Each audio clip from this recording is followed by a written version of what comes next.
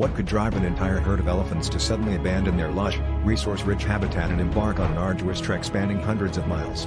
In 2021, a group of 15 Asian elephants in Yunnan, China, left their nature reserve and embarked on a mysterious journey north, bewildering scientists and residents alike.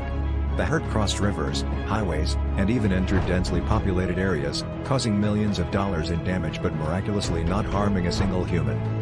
Despite exhaustive studies and theories ranging from environmental changes to magnetic field disruptions, the true reason behind this unprecedented migration remains an enigma.